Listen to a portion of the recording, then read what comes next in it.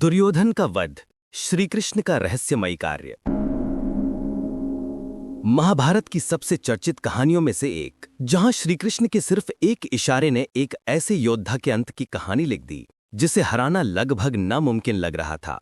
ये वो कहानी है जिसे हम सब ने सुना है, लेकिन क्या इसमें पूरी सच्चाई है?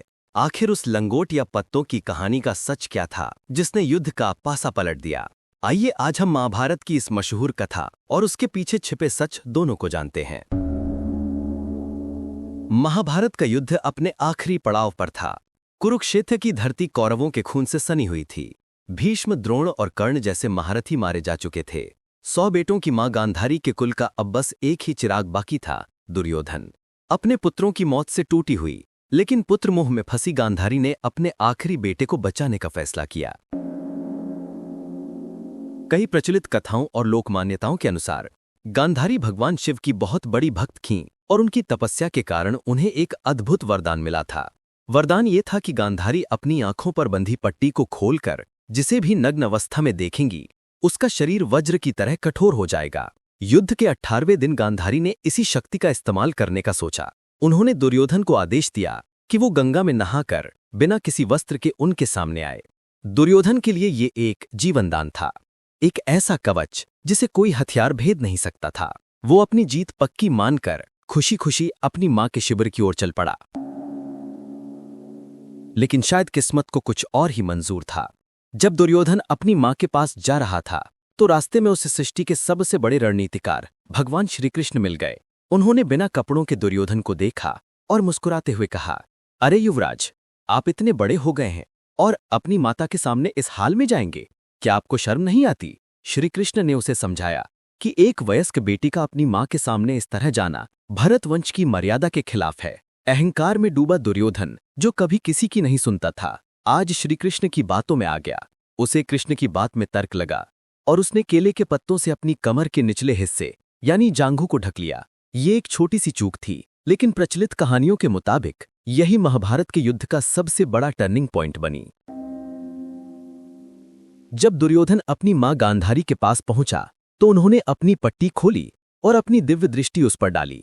उनकी नजर पड़ते ही दुर्योधन का शरीर तो वज्र का हो गया, लेकिन जिस हिस्से को उसने पत्तों से ढका था वो हिस्सा साधारण ही रह गया।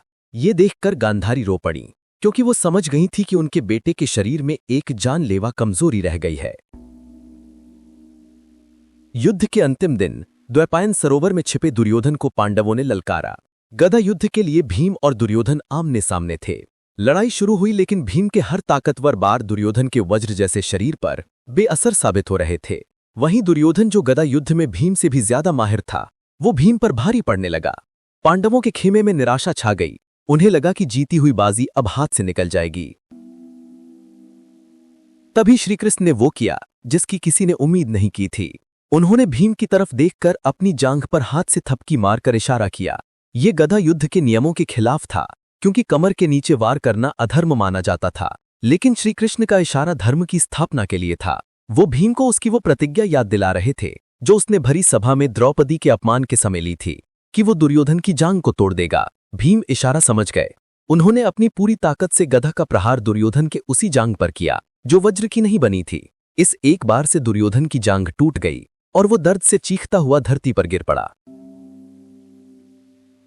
धरती पर गिरा हुआ दुर्योधन गुस्से में श्रीकृष्ण को कोसने लगा, हे कृष्ण, तुमने हमेशा धोखे से युद्ध जीता है। भीष्म, द्रोण, कर्ण और अब मुझे भी अधर्म से मरवाया है। तब श्रीकृष्ण ने मुस्कुराते हुए जवाब दिया, दुर्योधन, ये तुम्हारे अधर्म का फल है, मेरे धोखे का नहीं। क्या तुमने द्रौपदी का चीरहरण करते समय धर्म के बारे में सोचा था? जब तुमने पांडवों को लाक्षागृह में जिंदा जलाने की कोशिश की, तब तुम्हारा धर्म कहाँ था? और जब तुम सबने मिलकर अकेले अभिमन्यु को घेर कर मारा, क्या वो धर्म था? श्रीकृष्ण ने दुर्योधन को समझाया कि उसके बुरे कर्मों ने ही उसकी मौत लिखी थी। हालांकि ये ध्यान रखना महत्वपूर्ण है कि गांधारी के वरदान और कृष्ण द्वारा दुर्योधन को पत्ते लपेटने के लिए कहने की कहानी वेदव्यास की मूल महाभारत में नहीं मिलती है। ये एक प्रचलित लोक कथा है।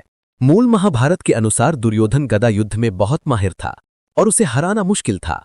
श्रीकृष्ण का इशारा भीम को केवल उसकी प्रतिज्ञा याद दिलाने और अधर्म के प्रतीक दुर्योधन को दंडित करने के लिए था, चाहे उसके लिए नियम ही क्यों न तोड़ने पड़े। आखिर में दुर्योधन का वध सिर्फ एक व्यक्ति का अंत नहीं था, बल्कि एक अधर्म के पूरे युग का अंत था। इस कहानी से हमें यह सीखने को मिलता है कि कर्म का फल एक दिन जरूर मिलता है, लेकिन यहाँ एक सवाल भी उठता है, क्या धर्म की स्थापना के लिए श्री कृष्ण द्वारा उठाया गया ये कदम सही था? क्या एक बड़े लक्ष्य को पाने के लिए नियमों को तोड़ना सही है? आपकी इस पर क्या राय है, हमें कमेंट्स में जरूर बताएं। अगर आपको ये कहानी पसंद आई हो तो इसे लाइक करें, अपने दोस्तों के साथ शेयर करें और ऐसी ही दिलचस्प कहानियों के लिए हमारे चैनल को सब्सक्राइब करना ना भूलें।